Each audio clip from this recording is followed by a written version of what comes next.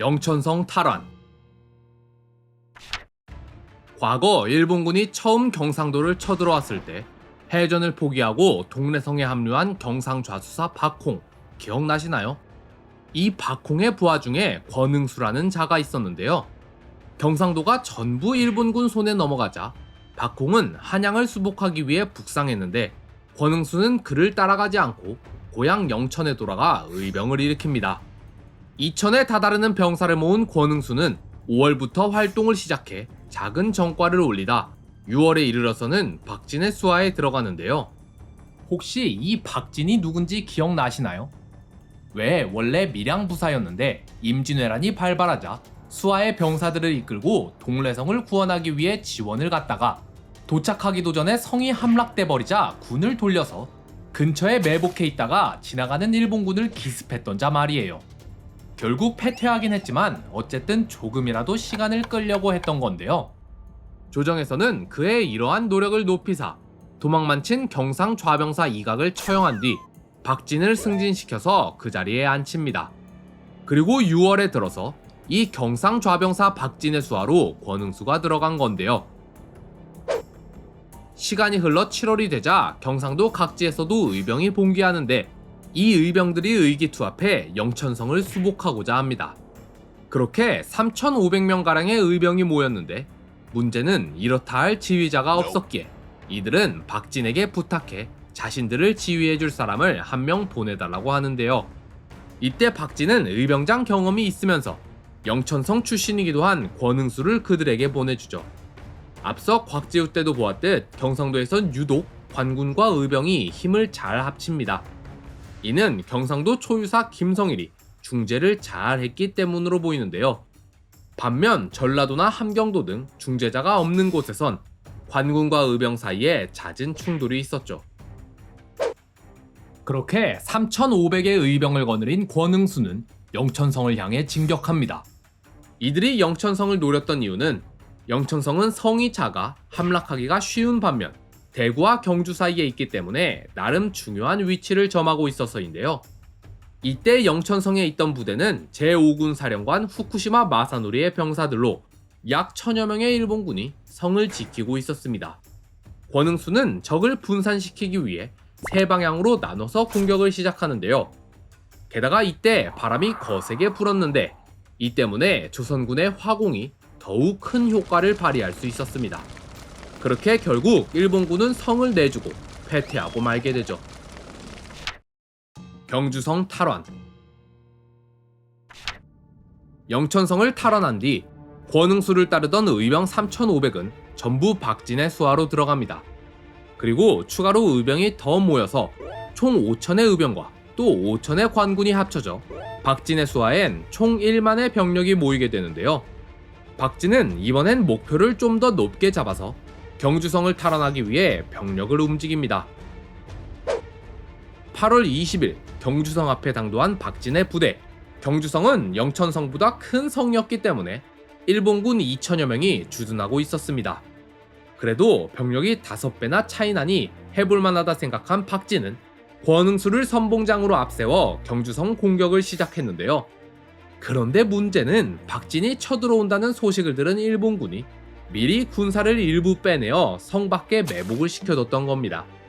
그러다 전투가 한창일 때 조선군의 후방을 기습하니 병사들이 혼란에 빠지며 사상자가 속출하자 박진은 결국 공성을 포기하고 군을 물려 퇴각합니다. 하지만 이때 조선군의 피해가 그리 크지 않았기에 20여일이 지난 9월 8일 박진은 다시 한번 경주성을 공격해 들어가는데요. 앞서 한번 실패를 겪었던 박진은 이번엔 만반의 준비를 해옵니다.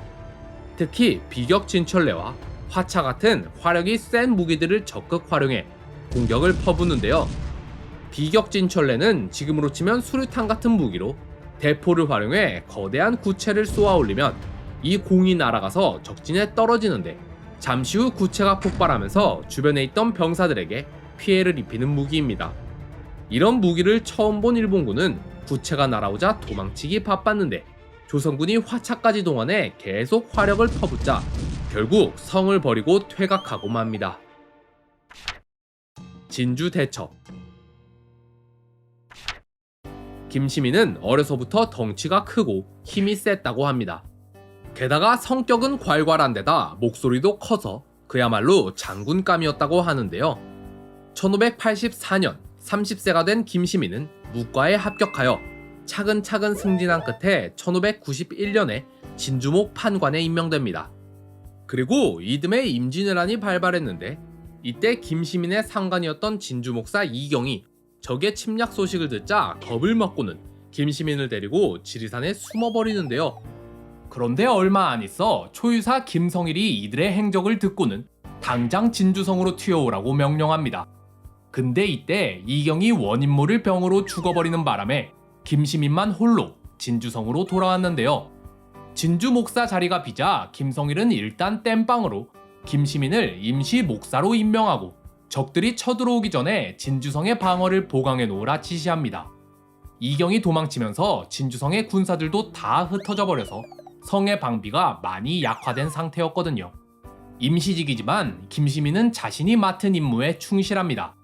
먼저 흩어져 버린 진주성의 병사들을 다시 모으고 이들과 함께 밤낮으로 일하며 진주성의 방비를 강화했죠. 하지만 일본군은 진주성이 다시 살아날 때까지 기다려주질 않습니다. 진주성의 방비가 소홀하다는 정보를 들은 일본군은 사천에 집결해 진주성을 치려 하는데요. 그러나 김시민이 한 발 빨랐습니다. 김시민은 성이 약해진 틈을 타 적이 쳐들어올 거란 걸 예상했기에 곽재우 등 주변 장수들과 연합군대를 꾸려서 먼저 사천을 쳐들어가는데요. 이들은 사천의 적을 깨부셨을 뿐만 아니라 고성에 이어 창원까지 수복해냅니다. 이렇게 김시민이 계속해서 전공을 올리자 조정에선 이 기회에 아예 그를 정식으로 진주목사에 임명합니다. 이후로도 김시민은 진해를 공격해 성을 수복했을 뿐만 아니라 적장을 사로잡기까지 하는 등 계속해서 전공을 쌓아나가죠. 당시 일본군은 개전 초기의 기세와 다르게 고전을 면치 못하고 있었습니다. 이거 계속 몇 번이나 나왔으니 짧게 할게요. 식량 고갈, 이순신의 해상 장악, 보급로 차단, 전염병 창궐, 추위 엄습, 의병 봉기, 조선군의 전투력 상승, 명군 참전, 뭐 이 정도가 되겠죠.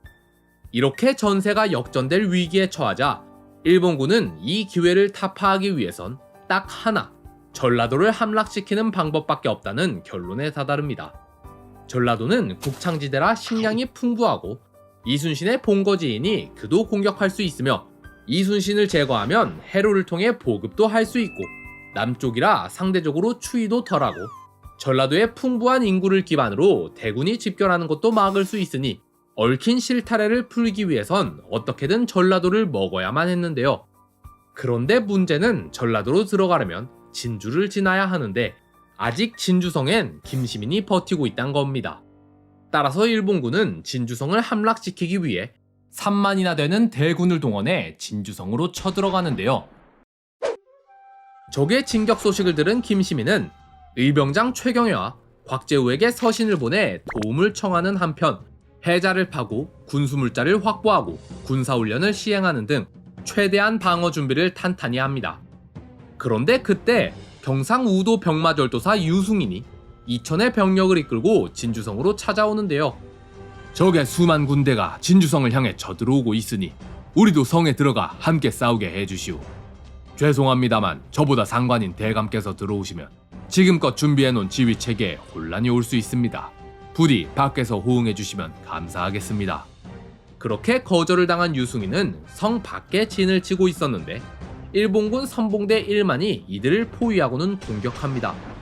하지만 김시민은 괜히 나갔다가 성을 지킬 병사마저 잃게 될까봐 끝까지 도우러 가질 않는데요. 결국 유승인과 병사들은 전멸을 당하고 10월 6일 마침내 일본군 본진이 진주성 앞에 당도합니다. 당시 진주성을 지키는 병사는 대략 3,800명 정도로 일본군 3만에 비해 거의 10분의 1밖에 안 됐습니다. 따라서 병사들뿐 아니라 성 안의 백성들까지 총동원돼 수성에 나섰는데요. 하지만 수적으로 워낙 열세였기에 병사들의 사기가 온전할 리 없었겠죠. 일본군은 이를 자극하기 위해 전국 각지의 조선 아이들을 모아와 성 앞으로 보내 준비된 말을 하라고 시킵니다. 한양이 이미 함락되고 팔도가 적의 손에 넘어갔는데 이 작은 성 하나를 지켜서 대체 무엇 하시렵니까? 그러자 이에 동요한 병사들이 성문을 열고 나가 아이들을 혼내려 했는데 적의 의도를 눈치챈 김시민은 일체 대응하지 말라고 지시합니다. 마침내 전투가 시작되자 일본군은 조총을 쏘아대며 돌격하고 조선군은 화포를 쏘아대며 항전합니다. 이때 일본군은 근처 민가를 헐어 공성 무기까지 준비해 왔으며 성 안의 백성들은 뜨거운 물을 붓고 돌멩이까지 던지며 필사적으로 적을 막아서는데요. 게다가 성 밖에선 곽재우와 200의 의병이 횃불을 들고 호각을 불며 자신들이 후방에 있음을 알렸기에 일본군은 이쪽도 신경 쓰느라 온전히 공성에 집중하지 못합니다. 일본군은 밤새 공격을 멈추지 않고 다음날 해가 질 때까지 계속 공격을 이어갔으나 끝내 성을 함락하지 못하고 해가 지니까 자기네들도 지쳤는지 잠시 공격을 멈춥니다. 다음날 해가 밝자 다시 일본군의 공격이 시작되는데 슬슬 성 안에 물자가 떨어져 갔기에 병사들도 힘에 부치기 시작하는데요. 하지만 그 다음날인 10월 9일에도 성이 함락되지 않자 일본군은 이내 막사를 걷고 철수하기 시작합니다. 이에 성 안의 병사들은 전투가 끝난 줄 알고 긴장을 풀고 있었는데 그때 한 아이가 성 앞에 다가와 이렇게 말하는데요.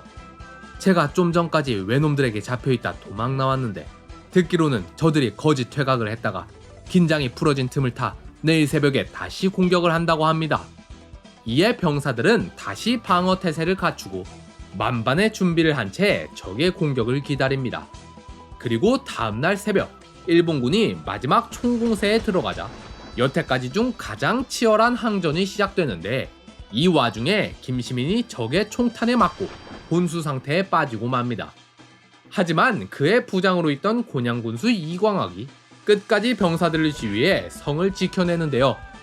그렇게 오전 11시쯤 되자 이미 일본군도 며칠간의 치열한 전투로 인해 적게는 수천에서 많게는 1만에 달하는 병사가 전사했기에 결국 진주성 함락을 포기하고 퇴각합니다.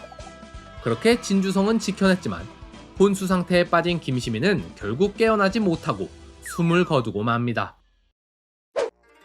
진주성이 지켜졌다는 사실을 들은 조정에선 김시민을 경상우도 병마절도사에 제수했지만 임명장이 도착했을 땐 이미 김시민이 세상을 떠난 뒤였습니다. 하지만 그의 공이 워낙 컸기에 전쟁이 끝난 후 선무 2등 공신에 이름을 올렸으며 훗날 이순신과 같은 충무라는 시호를 하사받습니다. 진주대첩은 한산대첩, 행주대첩과 더불어 임란 3대 대첩이라 불릴 정도로 중요하고 큰 승리였습니다. 10대 1이라는 엄청난 수적 열세를 극복하고 승리를 쟁취해냈으며 이날 진주가 지켜졌기에 전라도가 지켜졌고 이순신도 지켜질 수 있었죠. 그런데 반대로 말하면 조선에게 이만큼 큰 승리였다는 건 반대로 일본에겐 그만큼 큰 패배였단 게 됩니다. 도요토미 히데요시도 이날의 패배가 그 어떤 패배보다 쓰라렸기에 훗날 퇴각을 하면서 10만이라는 총병력을 집결해 다시 진주성을 공격하는데요. 그리고 성 안의 백성 6만을 전부 도륙하는 처절한 복수국을 펼쳤죠. 자, 하지만 그건 나중에 다시 알아보기로 하고요. 일단 이렇게 진주성이 지켜지면서 일본군의 앞길은 더욱 캄캄해졌습니다. 그리고 마침내 이들의 신락 같은 희망마저 쳐부수기 위해 명의 5만 대군이 조선으로 파병되는데